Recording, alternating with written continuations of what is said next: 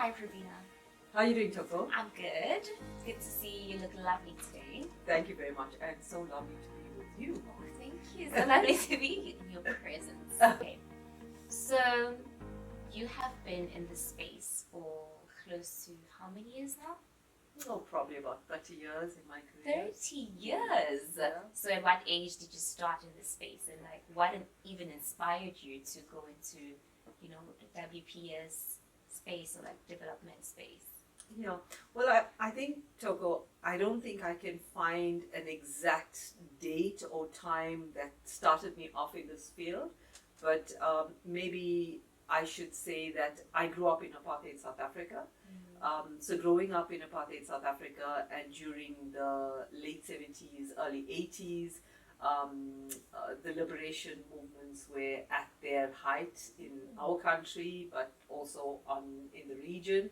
So a lot of the work that I started to get involved in my early years at university was a lot of activism, mobilizing students, working with students, and trying to ensure that women were at the leadership of those efforts. And right up to when I started my degree, which is in social work, in my year, it was the first time that we had a woman appointed to the Social Work Students Committee. Oh. And I happen to have been that woman What? that was appointed to that position. So my very first interaction with this came as early as that in my first year and second year of university. And then I worked in the development field throughout that period after finishing my university. And at that time, you must understand that the context in our country was a lot of social action, social activism, NGOs filling the gaps that our government, which was illegitimate at that time, could not fill. So I perhaps my time to the field came very early in my life, like in my late teens and early 20s, basically. Yeah. So I know Nelson Mandela once said that it falls upon a great generation to be great. And in your generation, it was about, the liberation movement. It's about women in the forefront. For us as young people, we are called born frees.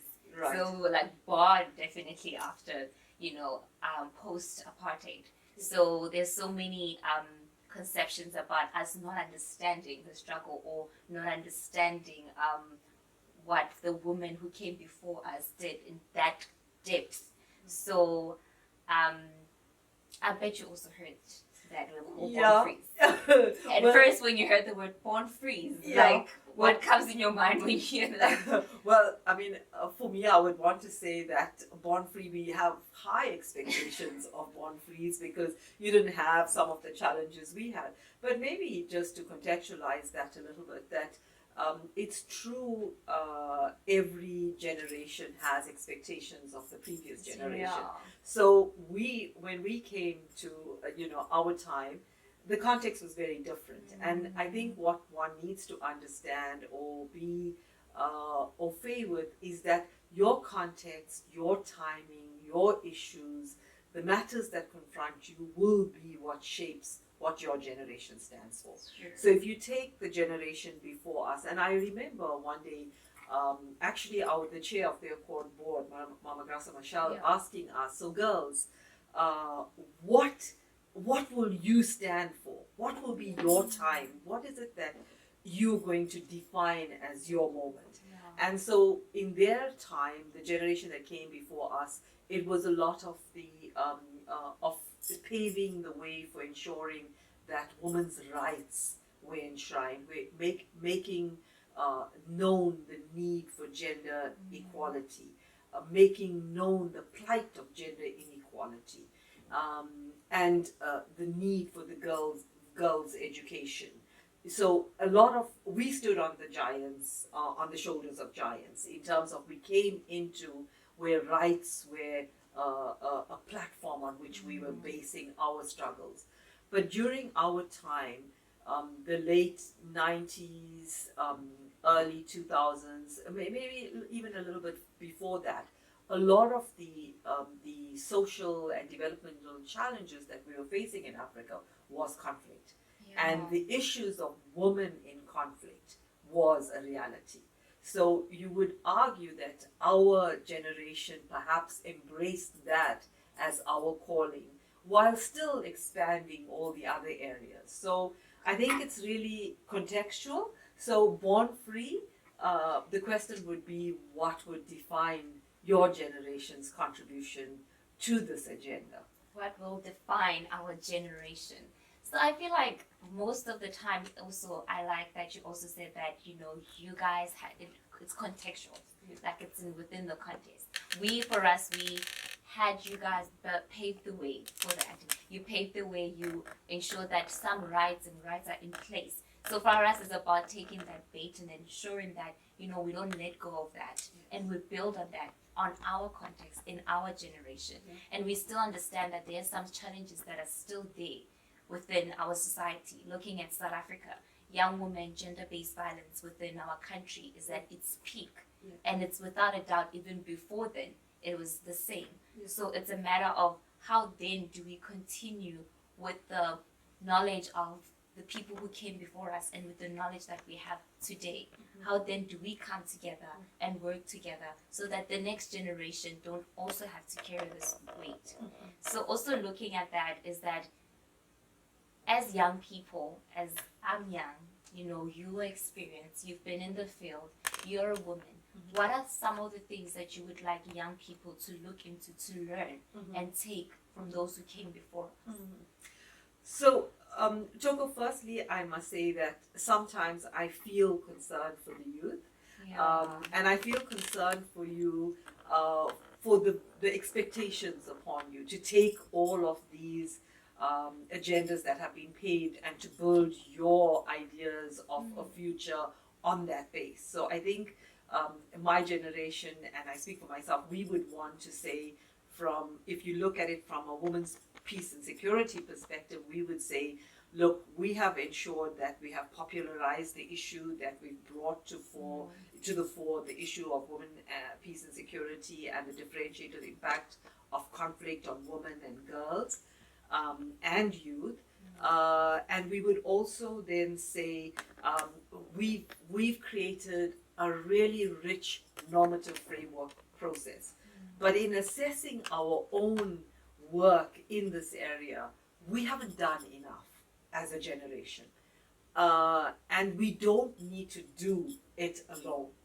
We need to embrace the different way of thinking that you will bring as youth to it. And I think there is a greater acceptance, and I want to believe it's a greater acceptance of the importance of the youth constituency, or youth as the 1 in 4 youth in the world, the 1 in 4 youth on the continent, and the fact that you are such a huge block in terms of population.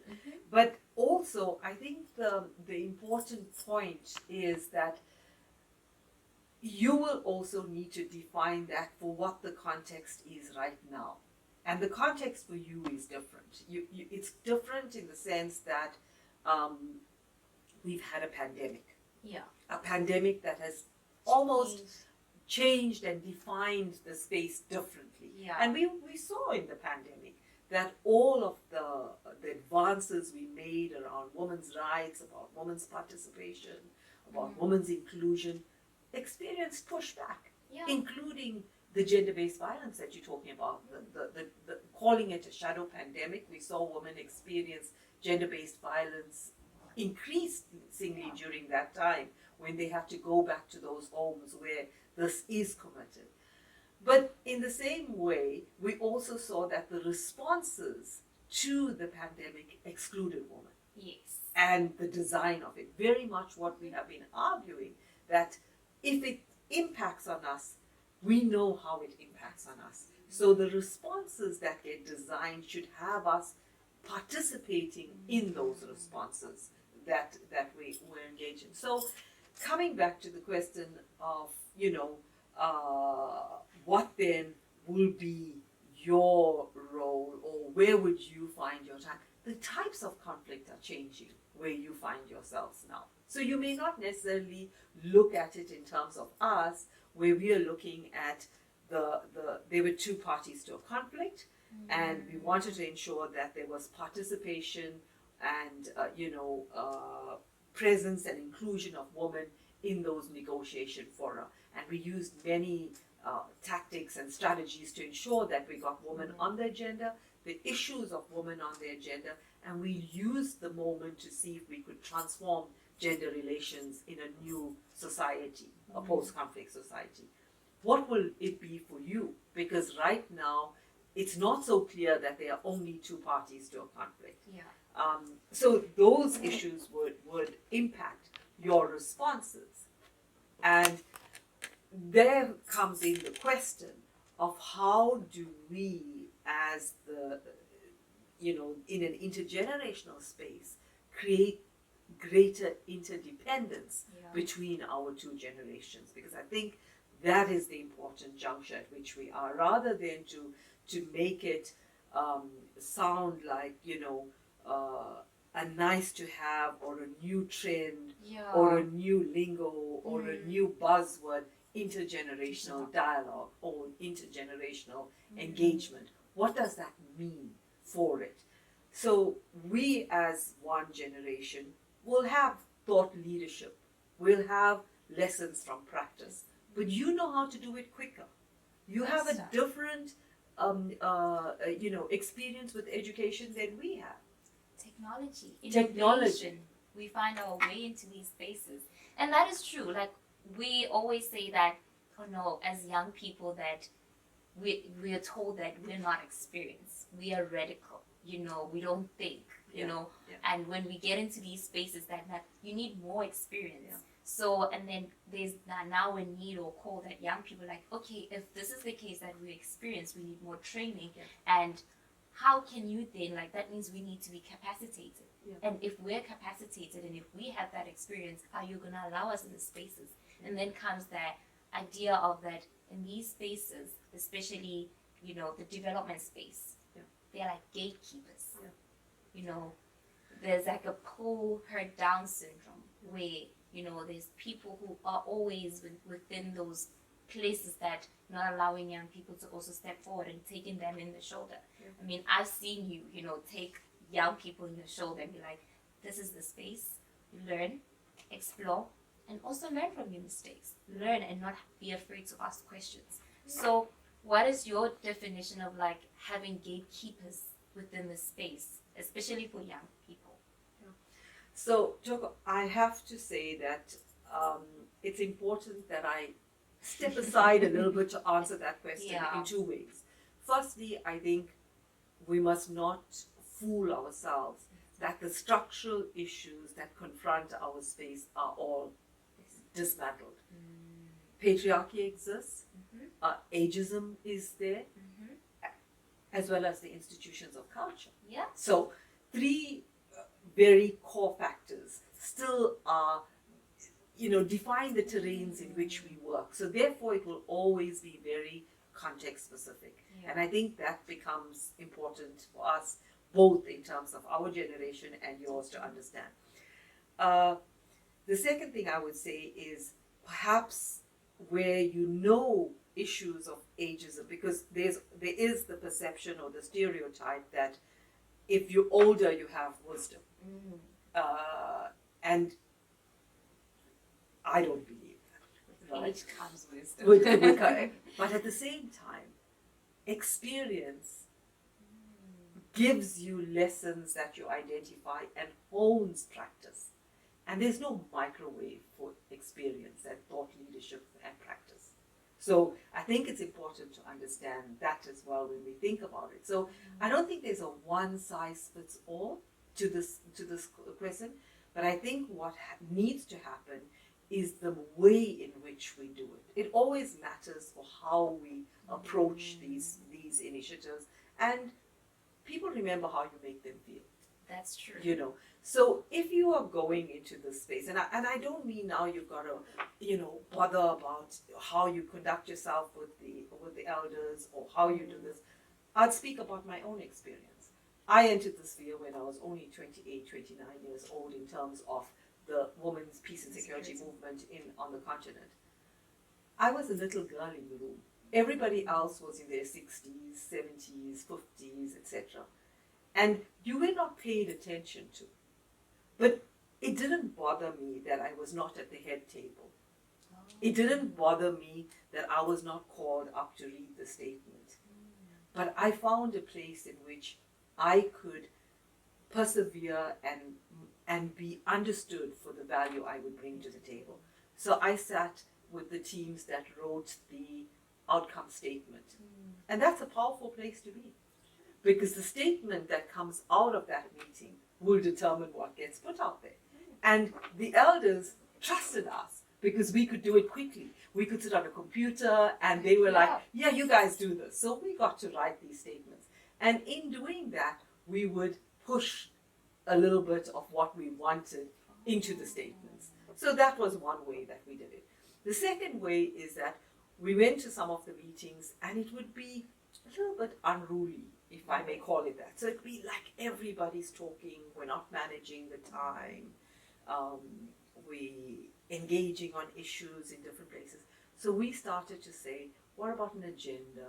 What about putting this into themes? What about bringing the youth conversation to the table? So slowly we approached it from bringing that conversation. And so we began to, weave this in a particular way until we got recognized, and sometimes still not, because we also have looked younger and things that we still don't get seen as we're part of that group. Yeah. You're like in the middle a little bit. So we got invited to the table, but we also pulled our chair up to the table. We didn't wait at all the time and say, if we're not called, we'll not be there. Action is important, and owning the space, wanting to be part of it. Now, I know youth have a different perspective.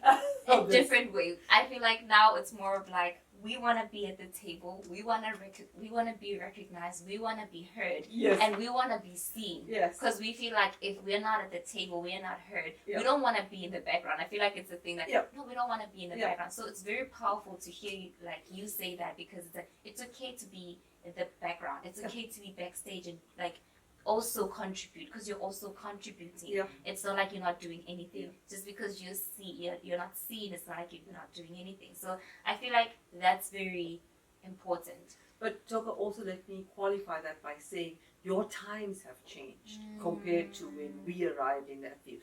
There's a greater acceptance and understanding of the importance of youth, from the UN resolutions that have created a new environment. So the receptiveness for youth is greater. But that then puts a lot of pressure on you as the youth to make sure that you have your agenda of asks clearly thought out, clearly articulated, and engaged on. That it is a common position. It's not just an individual position. And it's context relevant. I think the importance is always being context relevant. If there's anything, and the institution you and I belong to is Accord, if there's anything that we would have learned at our institution is context matters, analysis matters, people and relationships matter. Those are the fundamentals of where we find this. So the intergenerational discussion in our field about exchanging ideas, exchanging practice, is for us to understand that for us to take this field further than where it is now, and it's got lots of demands on us right now. The interdependence of our two generations must be the standout, or must be the clarion call for us. Yeah.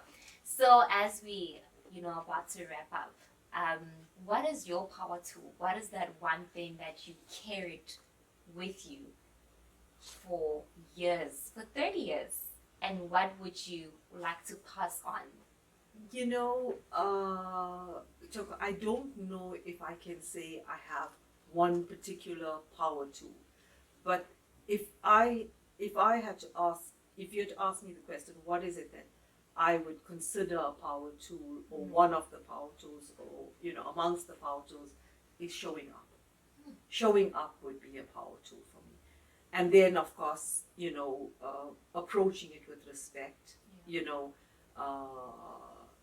It will not always go your way, and consensus becomes important, Yeah. and patience. I mean, I've had to teach myself a lot of patience over the years. I'm far more patient than I was when I was in my late 20s. It had to happen yesterday or nothing, and you'll sulk, but you learn, you groom those skills over the years. And I think you as youth need to not be impatient with yourselves in that sphere. You need to understand that you will, over the years be able to shape that who you become. Yeah. But and people matter. I would say I've been really fortunate to have been at the institution of Foucault for over 24 years, but also some of the most incredible women leaders on this continent that I have been able to interact with, from local peace builders, activists, right up to heads of states, and holding key positions in government, and that's across the continent and perhaps even world over, that have given you that kind of insight. And I avail myself to the youth, That's to be. true. I That's avail myself to the youth to be mentored and reverse mentored, because I don't think we have all the answers. Yeah. And the more difficult way forward is that we have built some incredible policy frameworks, but the implementation is on y'all's hands as the youth, which is a tough, ask, but not impossible with what you have. Not to offer. impossible with what we have, and also that we have you. Absolutely, So, absolutely. A whole cadre of us. Yes. Not even just me. There's a whole cadre of us, that are Yeah. here on the continent for that. Thank you so much, Pravina. Toko, it's always so good to speak to you, and you always inspire me with your youthful approach, but your hard questions. I think every time I interact with you, you don't fail by putting the hard questions out. In fact, sometimes I have to really be concerned, like, will I be able to answer some of your questions? So I really enjoy these thought-provoking, opportunities I get with the youth at Accord. Thank you. Thank you.